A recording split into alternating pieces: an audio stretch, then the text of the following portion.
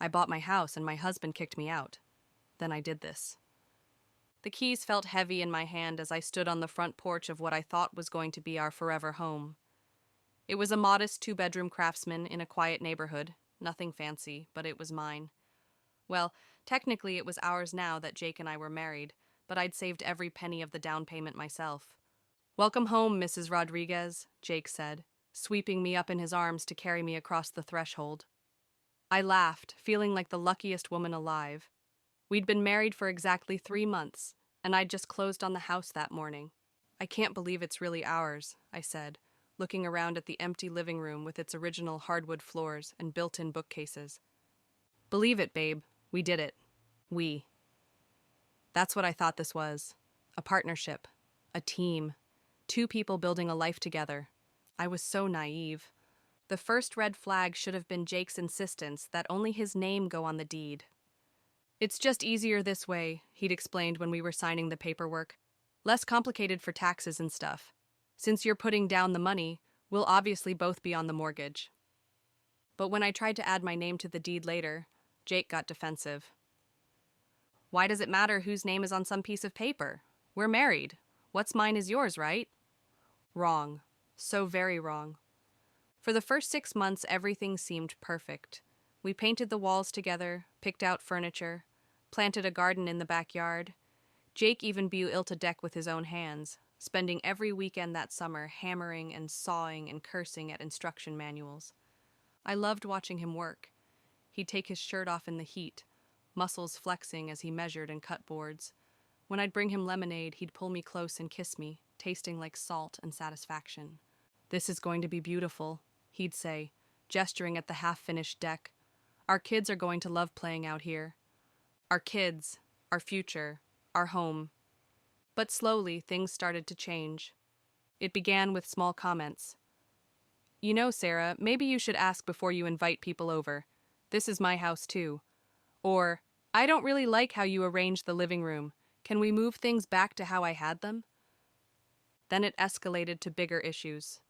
Jake didn't want me to hang my art on the walls because it didn't match his aesthetic. He complained that I used too much hot water in the shower, that I left dishes in the sink too long, that I was always making a mess in what he'd started calling his kitchen. "I thought this was our house," I said one evening after he'd criticized the way I'd organized the pantry. "It is our house, but I'm the one who's legally responsible for it. If something goes wrong, it comes back on me." "Something like what?" "I don't know.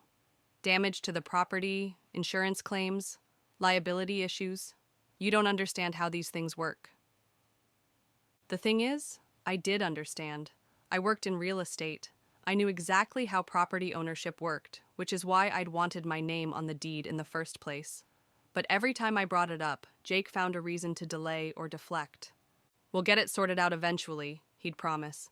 "There's no rush." By our first wedding anniversary, Jake had completely transformed. The sweet, attentive man I'd married had been replaced by someone cold and controlling. He criticized everything I did, from how I loaded the dishwasher to how I folded laundry. "You're not very good at this domestic stuff, are you?" he said one day, refolding towels I'd just finished organizing. "Excuse me?" "I'm just saying maybe we should divide responsibilities differently. You handle the outside stuff, yard work, maintenance, whatever. I'll take care of the house." "The house I paid for." His face hardened.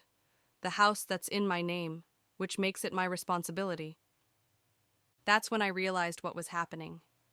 Jake wasn't just being controlling, he was systematically pushing me out of my own home. He changed the locks and didn't give me a new key, claiming it was for security reasons after a break-in 2 blocks away. When I asked for a copy, he said he'd get around to it, but never did. He started inviting his friends over without telling me, then acting annoyed when I'd come home from work to find strangers in my living room drinking my beer. "Relax, Sarah, it's not like you own the place."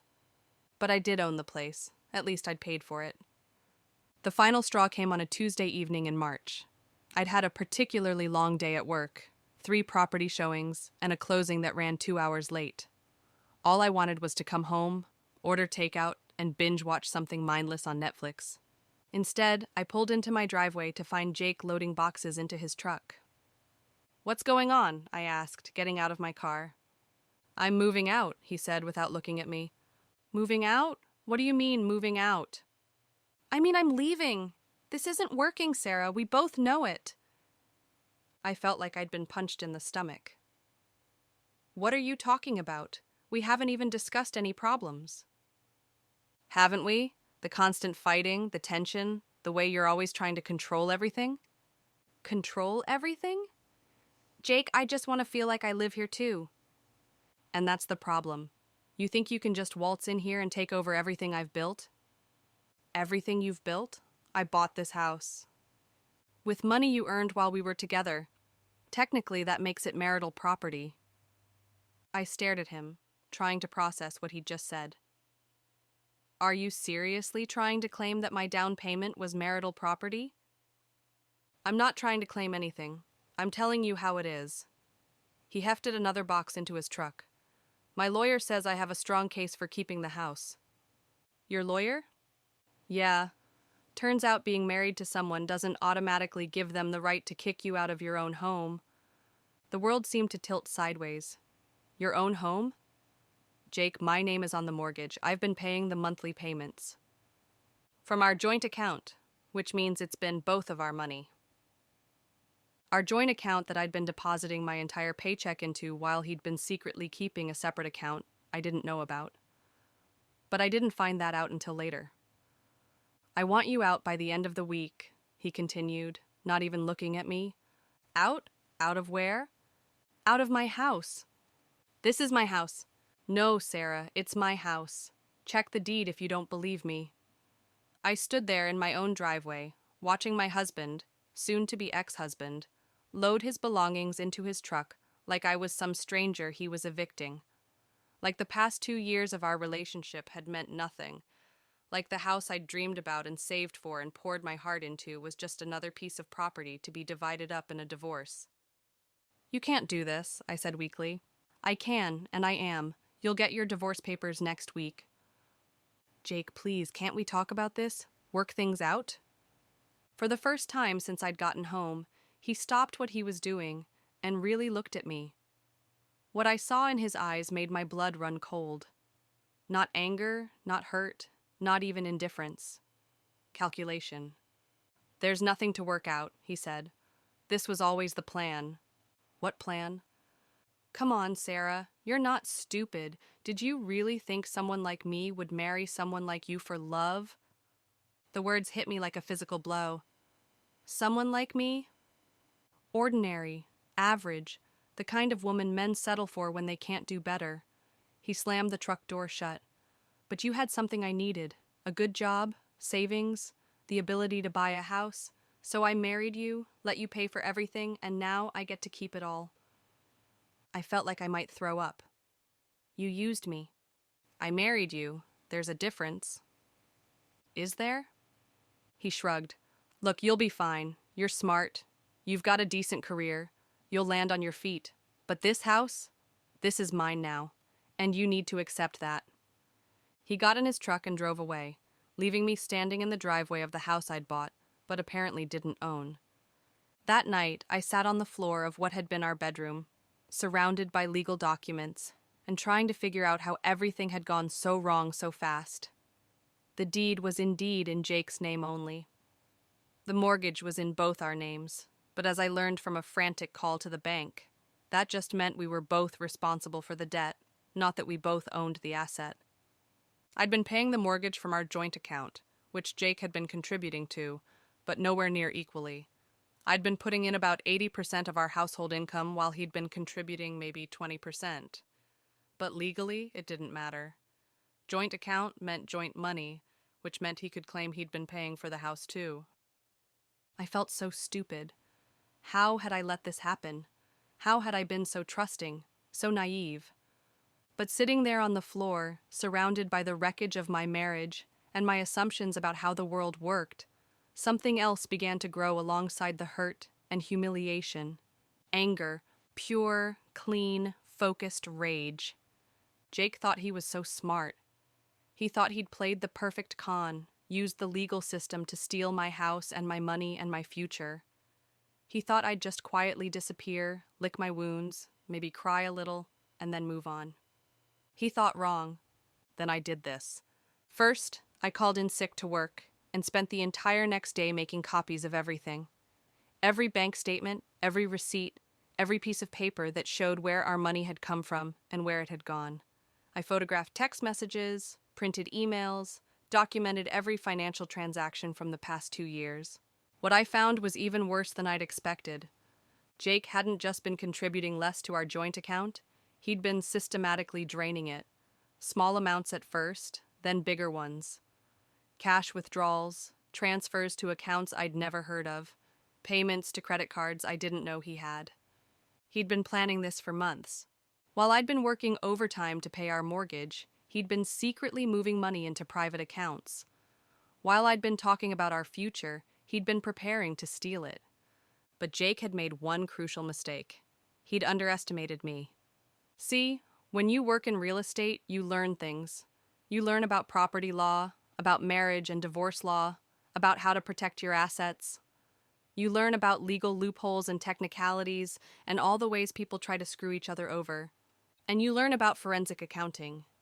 I hired the best divorce lawyer in the city. Margaret Chen had a reputation for being ruthless, expensive, and absolutely merciless when it came to cheating spouses who tried to hide assets. "This is interesting," she said during our first meeting, reviewing the documents I'd compiled. "Your husband thinks he's been clever, but he's left quite a trail." "What kind of trail?"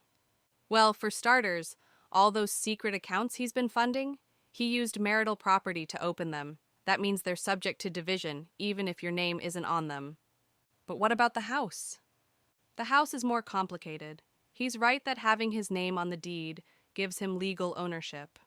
But there are other factors to consider." "Like what?" "Like the fact that you can prove you provided 100% of the down payment from premarital savings. Like the fact that you've been making the majority of the mortgage payments. Like the concept of constructive trust and unjust enrichment." I had no idea what those terms meant, but they sounded promising. "Basically," Margaret continued, "the court can rule that even though the house is legally in his name, equity should be distributed based on actual contribution. And from what I can see here, your contribution has been substantial." "What are my chances?" "Good. Better than good, actually. Your husband got greedy. If he'd been content to split things 50-50, he might have gotten away with it. But this pattern of financial deception, the secret accounts, the obvious premeditation, it's going to hurt him." The divorce papers Jake filed were exactly what I'd expected. He wanted the house, half of my retirement account, spousal support, and he was graciously willing to let me keep my car and personal belongings. The papers I filed in response were somewhat different. I wanted the house. Specifically, I wanted him to buy out my equity interest or be forced to sell. I wanted every penny he'd hidden in secret accounts returned to the marital estate. I wanted reimbursement for all the money he'd taken from our joint account without my knowledge. And I wanted him to pay my legal fees. But that wasn't the best part. The best part was the fraud investigation. See, while I was documenting Jake's financial shenanigans, I'd noticed something interesting about his employment. He'd been claiming on loan applications and tax returns that he made significantly more money than what showed up on his actual pay stubs. At first, I thought maybe he was just inflating his income to qualify for better loan terms. Sketchy, but not necessarily criminal. But when I dug deeper, I found something much more interesting. Jake had been running a side business that he'd never reported to the IRS. Nothing huge, just some freelance consulting work that brought in maybe $2,000 a month under the table. But over the course of 2 years, that added up to nearly $50,000 in unreported income. Tax evasion is a federal crime. I took my findings to the IRS.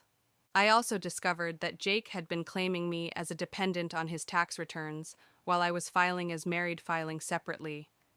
That's called tax fraud. And remember those secret credit cards I'd found evidence of? He'd been using our joint account to make payments on cards that were opened using my social security number without my knowledge. That's identity theft. By the time I was done, Jake was facing not just a messy divorce, but potential federal charges for tax evasion, tax fraud, and identity theft.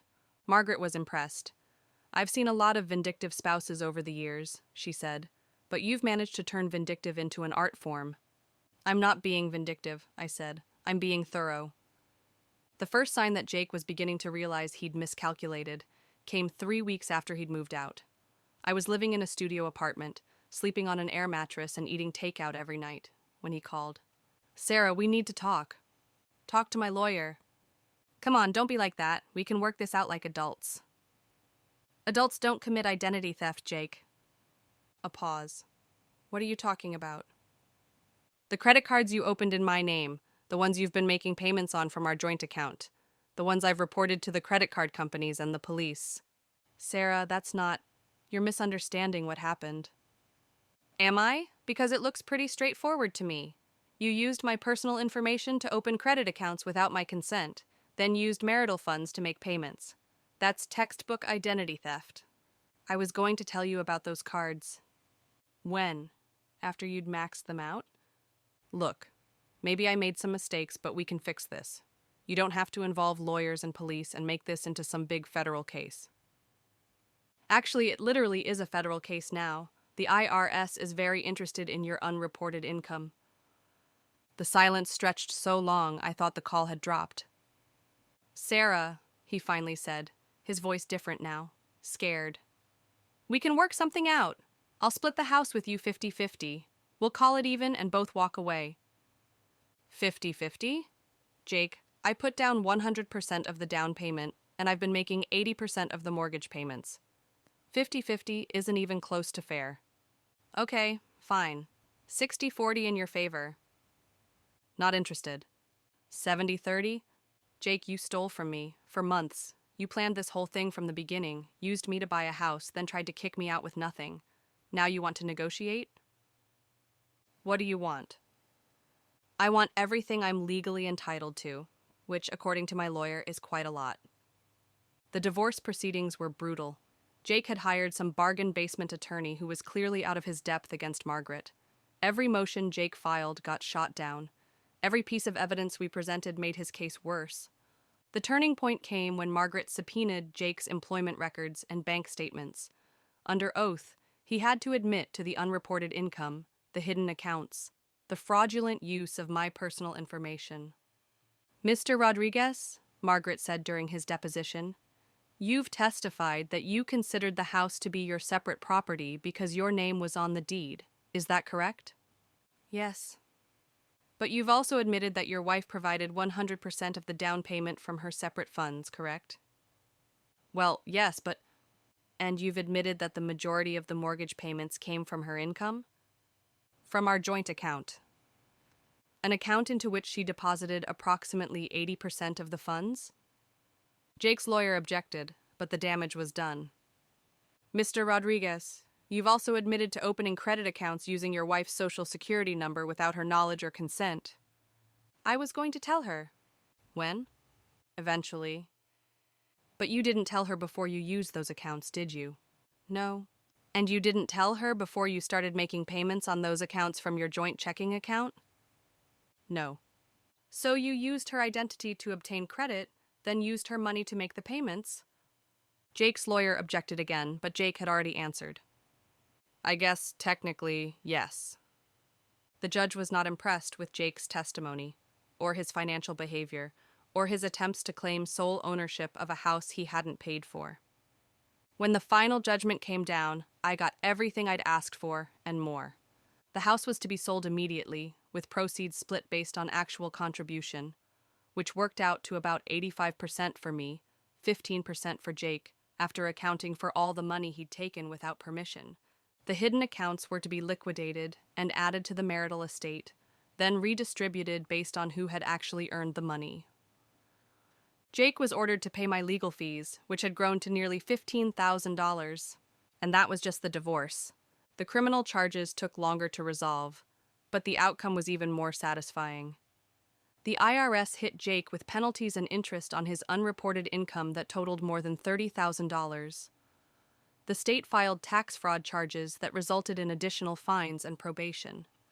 The identity theft charges were dropped in exchange for restitution and community service, but not before Jake had to spend a night in county jail and post bail. But the best part? The absolute best part happened 6 months after our divorce was finalized. I was driving through our old neighborhood when I saw a for sale sign in front of the house. Our house. The house Jake had fought so hard to keep. Curious, I pulled over and called the listing agent. "Oh, that property?" she said when I asked about it. "It's been on the market for 3 months. The seller is highly motivated. He's behind on mortgage payments and facing foreclosure if it doesn't sell soon." Foreclosure. Jake couldn't afford the mortgage payments without my income. The asking price was $15,000 less than what I'd paid for it 3 years earlier. I made an offer. Not a good offer, but not insulting either. Just a fair market offer for a house that needed some work and had been sitting on the market too long. Jake's agent called me back within hours to accept. 2 weeks later, I was standing in the living room of my house again, holding keys that had my name, and only my name, on them this time. The place looked terrible. Jake had clearly been struggling financially for months. The paint was chipped, the hardwood floors were scuffed and stained, the kitchen appliances were old and barely functional. The beautiful deck he'd built was warped and rotting from neglect. But it was mine. Really, legally, completely mine. I spent the next 6 months renovating. New paint, refinished floors, updated appliances, a completely rebuilt deck. I turned the second bedroom into a home office, installed a security system, and planted a garden that was twice as big as the original. Jake tried to contact me a few times during the renovation. Phone calls I didn't answer, emails I deleted without reading, even a few texts asking if we could talk like adults. The only message I responded to was the one where he asked if I was happy now that I'd destroyed his life. My response was simple. I didn't destroy your life. I just stopped letting you destroy mine. A year after buying back my own house, I was watering my tomatoes when my neighbor Carol came over. "Sarah, dear," she said, "I hope you don't mind me asking, but whatever happened to that husband of yours, Jake?" "We got divorced," I said simply. "Oh, I'm sorry. I didn't mean to pry." "It's fine. What made you ask?" "Well, I saw him driving by yesterday. He was in this beat-up old car just sitting at the corner staring at the house. It was unsettling." I felt a chill run down my spine. "How long was he there?" "Maybe 10 minutes. He looked terrible, honestly, like he'd been sleeping in his car." That evening I called Margaret. "Can he do that? Just sit outside my house?" "As long as he stays on public property and doesn't approach you directly, there's not much you can do legally. But document it. Take photos, note the time and date. If it becomes a pattern, we can file for a restraining order." Jake showed up 3 more times over the next 2 weeks, never getting out of his car, never trying to approach the house, just sitting and staring. On the 4th time, I went outside. He was parked across the street in a rusted Honda that looked like it hadn't been washed in months. When he saw me coming, he rolled down the window. "Sarah, I just want to talk." "There's nothing to talk about, Jake." Up close, he looked awful. His hair was greasy and unkempt, his clothes were wrinkled, and he'd lost at least 20 pounds. "I made mistakes," he said. "I know that, but this—" He gestured at the house. "This is cruel." "What's cruel?" "Buying the house back, rubbing it in my face." "I bought a house that was for sale. That's not cruel. That's capitalism." "You knew it would hurt me." I stared at him for a long moment. This man I'd once loved enough to marry, who'd systematically betrayed and used and discarded me. "Jake," I said finally, "do you remember what you said to me the night you moved out?" "Sarah." "You said I was ordinary, average, the kind of woman men settle for when they can't do better. You said you married me for my money and my house, and that I needed to accept that this was always the plan." I was angry. I didn't mean— "Yes, you did. You meant every word. And you know what? You were right about one thing. This was always the plan, just not yours." "What do you mean?" "I mean, I'm not ordinary, Jake. I'm not average. I'm the woman who caught you stealing, documented your fraud, reported your crimes, and then bought back her own house at a discount while you faced federal charges. His face crumpled. I lost everything. You threw everything away. There's a difference. I loved you. No, you loved what I could give you. There's a difference there too. I turned to walk back to my house, then paused. Jake, don't come back here again. Next time I see you parked outside my house, I'm calling the police. He drove away, and I never saw him again. 2 years later, I'm still in the house. I've got a new deck that's even better than the original, a garden that produces enough vegetables to share with half the neighborhood, and a mortgage that I can easily afford on my own. I also have a new relationship. David is an accountant who thinks my financial skills are impressive rather than threatening. He's never once suggested that his name should be on my deed, and when we talk about the future, it's always in terms of what we can build together, not what he can take from me. Sometimes people ask me if I feel bad about what happened to Jake, if I think I went too far, if I could have handled things differently. The answer is no, not even a little bit. Jake made a calculated decision to use me, steal from me, and discard me. He thought he was smarter than me, that he could manipulate the system and get away with it. He was wrong. I don't feel guilty about defending myself. I don't feel guilty about using every legal tool at my disposal to recover what was mine. And I definitely don't feel guilty about buying back my own house when Jake couldn't afford to keep it. Some people might call what I did revenge. I call it justice. Because here's what I learned from this whole experience. When someone shows you who they really are, believe them. And when someone tries to destroy your life for their own benefit, don't just roll over and take it. Fight back. Document everything. Hire good lawyers. Use the system the same way they're trying to use it against you. And when it's all over, when you're standing in your own house holding keys that belong only to you, don't feel guilty about winning. Feel proud. So what do you think? Did I go too far, or did I do exactly what needed to be done? Let me know in the comments below. And don't forget to subscribe for more stories of marriage, betrayal, and the sweet satisfaction of getting exactly what you deserve.